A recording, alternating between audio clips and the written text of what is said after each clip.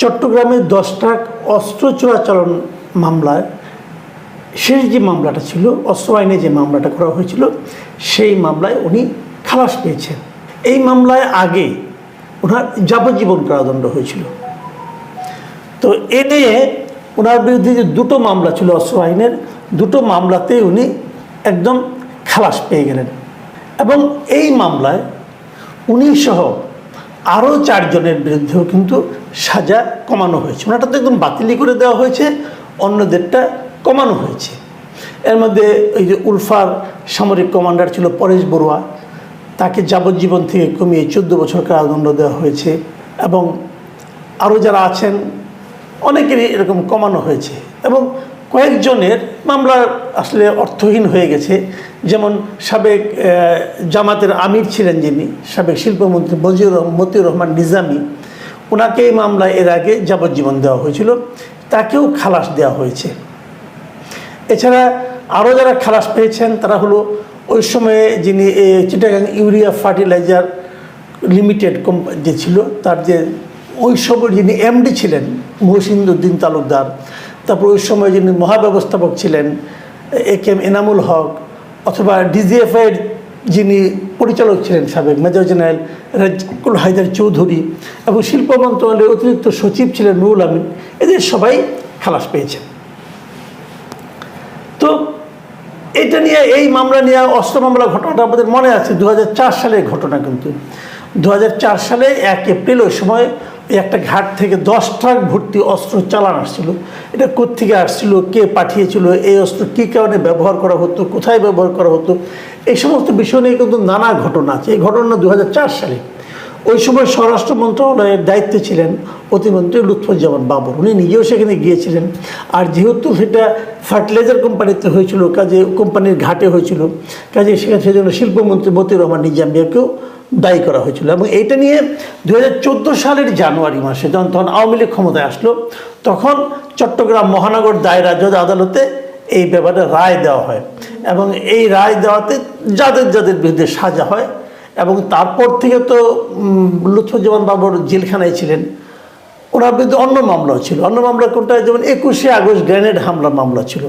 আপনারা জানেন এরই মধ্যে ওই গ্রেনেড হামলার মামলাতেও উনি কিন্তু খালাস পেয়ে গেছেন। উনি কেবল না, ওই মামলার সব আসামি খালাস পেয়ে গেছে, কারণ ওই মামলাটাই ঠিক মতো হয়নি বলে উচ্চ আদালত রায় দিয়েছে। কাজে সব খালাস ওখান থেকে। যাদের মৃত্যুদণ্ড হয়েছিল তারাও খালাস, যাদের যাবজ্জীবন হয়েছিল, তো বিভিন্ন মেয়াদে সাজা হয়েছিল, সবাই খালাস পেয়ে গেছে। তো এরকম ঘটনা হয়তো আগামীতে আরও ঘটতে থাকবে। সরকার পরিবর্তন হয়েছে, ঘটতে তো কোনো অসুবিধা নাই। তো অনেকে তো বলবেন যে সরকার পরিবর্তনের সঙ্গে এই মামলার রায়ের কী সম্পর্ক আছে। হ্যাঁ, আমি এই সম্পর্কটা নিয়ে আসলে আজকে কথা বলতে চাচ্ছি। দেখুন, আমাদের দেশে এখন এই মুহূর্তে যে অন্তর্বর্তীকালীন সরকার আছে, ওনারা একটা বিচার বিভাগীয় একটা সংস্কার তারা করতে চাচ্ছে। এবার তারা কিছু সংস্কার করবে বিচার বিভাগের জন্য। কেন করবে, করার দরকারটা কি? দরকারটা হলো এটা, ওনারা উপলব্ধি করতে পেরেছেন যে আমাদের বিচার বিভাগে নানা ধরনের অসঙ্গতি কাজ করছে। সর্বোপরি সবচেয়ে যেটা বড় সমস্যা, সেটা হলো বিচার বিভাগের প্রতি সাধারণ মানুষের মনে আস্থা কমে গেছে। তাহলে আস্থা বাড়ানোর লক্ষ্যে তারা কিছু একটা সংস্কার করবেন, অথবা বিচার বিভাগে যারা বিচারক আছেন অথবা বিচারকারী যারা নিয়োজিত থাকবেন, অথবা পুরো বিভাগটাই যেভাবে চলছে, সেক্ষেত্রে ইতিবাচক কোনো পরিবর্তন আনা যায় কিনা সেটা নিয়েও তারা গবেষণা করবেন এবং সুপারিশ দেবেন। তারপর সেটা নিয়ে আলোচনাও হবে, তারপরে কিছু একটা সংস্কার হয়তো হবে। যেহেতু এটা সংস্কারের মুখে আমরা দাঁড়িয়ে আছি, তখন কিন্তু আমরা আসলে নীতিগতভাবে মেনে নিয়েছি যে আমাদের চলমান বিচার বিভাগে অনেক সমস্যা আছে। এখন সংস্কারটা কি হবে, অথবা সমস্যাগুলি কি, সেই সমস্যাগুলি আপনারা কীভাবে আইডেন্টিফাই করছেন, মানে যারা বিচার বিভাগের সঙ্গে জড়িত আছেন, যারা আইন নিয়ে কাজ করেন, তারা কিভাবে উপলব্ধি করছেন, অথবা আমাদের মতো সাধারণ মানুষ কিভাবে উপলব্ধি করছে, সেই বিষয়টা নিয়ে আমি একটু কথা বলতে চাই। আমি তো এক্সপার্টদের কথা বলতে পারবো না, আমাদের মতো আম জনতা যারা আছে আমরা কি ভাবছি সেটা নিয়ে আমি একটু কথা বলতে চাই।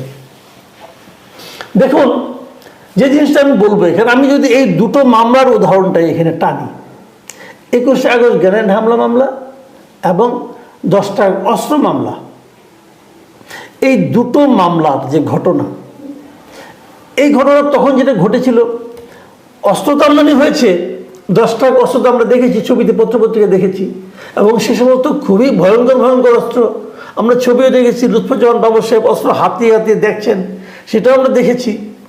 আবার গ্রেনেড হামলা যেটা আছে, গ্রেনেড তো আমরা ফুটতে দেখেছি। এটা নিয়ে এখন নানা জনে নানা ধরনের কাহিনী বলতেছে, সেই কেন সেই শেখ হাসিনা মিটিংয়ের স্থান পরিবর্তন করলেন, উনি কি ভ্যানিটি ব্যাগে করে গ্রেনেড নিয়ে গিয়েছিলেন কি যাননি, নানা ধরনের কাহিনী কিন্তু এখন রচিত হচ্ছে, বলা হচ্ছে। কিন্তু যত কাহিনী আপনি বলেন, গ্রেনেড তো ফুটেছিল, লোকগুলি তো মারা গিয়েছিল। এখন হয়তো একজন লোক ক্ষমতায় আছেন, উনি হয়তো এখন বলছেন এটা আওয়ামী লীগেরই কাজ, হচ্ছে বলা বলি।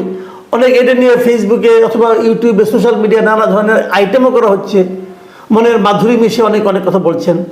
বলেন, আমার কোনো সমস্যা নেই। এটা আপনাদের রুচি, আপনাদের জ্ঞান, আপনাদের উদ্দেশ্য, লক্ষ্য সব কিছু এর সঙ্গে জড়িত আছে। এটা নিয়ে আমার কোনো বক্তব্য নাই। ইতিহাসে এক সময় এটা নিশ্চয়ই প্রমাণিত হবে।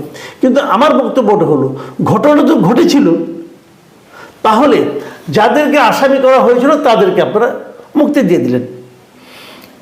যাদেরকে তাহলে এখন তাহলে ঘটনা কে ঘটানো?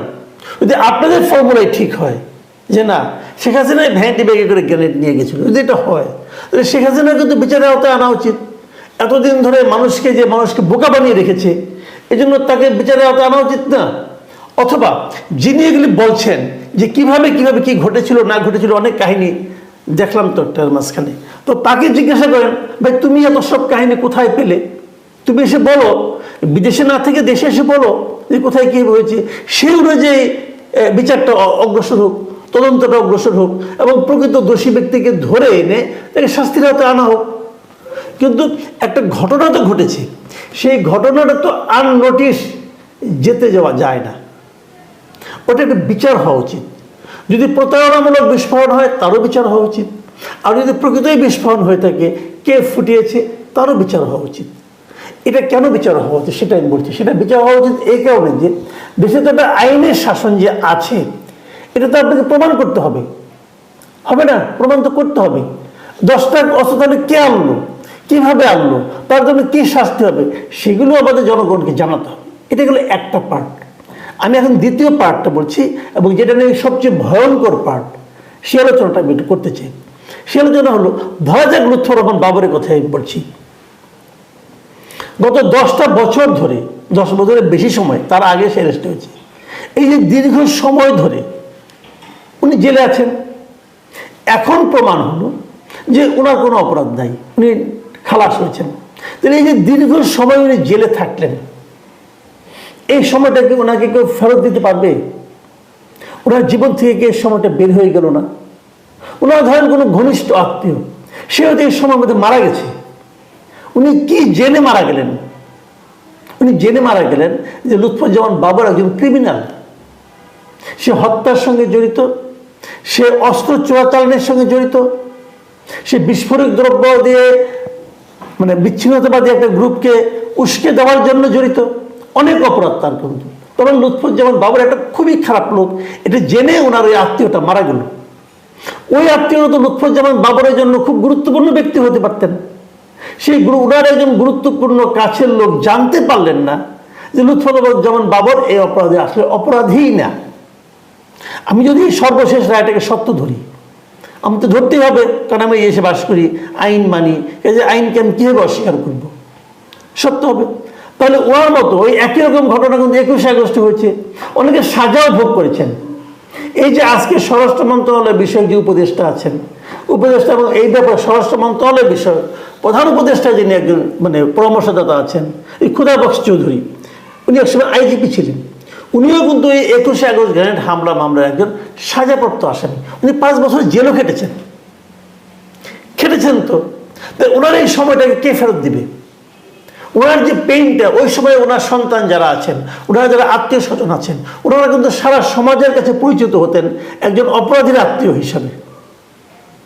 তো এই যে ওদের সামাজিকভাবে ওনাদের যে হেয় প্রতিপন্ন হতে হয়েছে, সামাজিকভাবে ওনারা যে নানা ধরনের বেদনার মুখে পড়েছেন, বিব্রতকর পরিস্থিতির মুখে পড়েছেন, সেই বিষয়টা ওনাদেরকে কে ফেরত দেবে? এটা কার জন্য হলো? এটা কি বিচার বিভাগের জন্য হলো, নাকি এটা সরকারের জন্য হলো? তো তো সরকার কি বিচার বিভাগকে বাধ্য করেছিল? তাহলে বিচার বিভাগ রায় দিল কেন? যদি বিচার বিভাগকে বাধ্য করে থাকে, তাহলে আমার প্রশ্ন যে বিচার বিভাগ সরকারকে মানে নির্বাহী বিভাগের এই ধরনের অন্যায় অনৈতিক আদেশকে উপেক্ষা করার মতো কোনো টুলস অথবা কোনো ক্ষমতা অথবা কোনো সাংবিধানিক কোনো ক্ষমতা অথবা সাংবিধানিক কোনো ধরনের তাকে রক্ষা করার মতো রক্ষা কবচ বিচার বিভাগের নাই কেন? নাকি আছে, ওনারা প্রয়োগ করেন নাই? তাহলে আগের বিচারটা যদি ভুল থাকে, তা তার ভুল বিচারের জন্য, একজন ব্যক্তির একটা ভুল রায়ের জন্য এত এত মানুষের যে কষ্ট, এত এত মানুষের যে পারিবারিক সামাজিকভাবে হেয় প্রতিপন্ন হওয়ার যে ঘটনা, এই দায়িত্বটা ওই একজন লোকের ভুলের জন্য যদি হয়ে থাকে, তো সেই ভুলের কি কোনো বিচার হবে না? হওয়া উচিত নয়? হয়তো এমনও হতে পারে, হয়তো উনি সরকারের চাপে পড়ে এই বিচারটা দিয়েছে, তো সরকারের চাপকে উনি উপেক্ষা করতে পারলেন না কেন? কেন পারলেন না? তখন বিচার করতে যান কেন? অন্য ব্যবসা করতেন। যখন আপনি বিচারক হবেন, তখন তো আমি ধরে নেব আপনি সমস্ত ধরনের চাপ, সমস্ত ধরনের প্রভাব, সব কিছুর ঊর্ধ্বে থেকে আপনি ন্যায়ের স্বার্থে আপনি সিদ্ধান্ত দিবেন। তা আপনি পারলেন না কেন? পারা উচিত ছিল। একই কথা বলবো আমি, ডক্টর ইউনূসের বিরুদ্ধে একটা মামলা ছিল, যেখানে ওনার জরিমানা হয়েছিল প্রায় 666 কোটি টাকা। সেই মামলা যিনি রায় দিয়েছেন, উনি পরে ক্ষমতা পরিবর্তনের পরে ওই বিচারকরাই ওই রায়টা আবার লিখতে বিব্রত বোধ করলেন কেন? কেন উনি লিখতে পারলেন না? তাহলে কোনটা ওনার রাজনৈতিক প্রভাব হয়েছিল, আগেরটা না পরেরটা? অথচ উনি তো এখনো আছেন। তো এই যে বিচার বিভাগের দুর্বলতা, এই যে বিচার বিভাগের মেরুদণ্ডহীনতা অথবা নতজানু হওয়ার যে মানসিকতা, নতজানু হওয়ার যে প্রবণতা, অভ্যাস, আমাদের যে বিচার বিভাগ সংস্কার হচ্ছে, সেখানে কি এই বিষয়গুলি থাকবে? থাকলে কিভাবে থাকবে? যেভাবে থাকবে সেটা কি এটা প্রতিষেধক হিসেবে কাজ করতে পারবে? আমাদের বিচারকরা কি আগে সমস্ত চাপের বিরুদ্ধে মেরুদণ্ড সোজা করে বলতে পারবে যে না, আপনি ঠিক বলছেন না, এটাই ঠিক?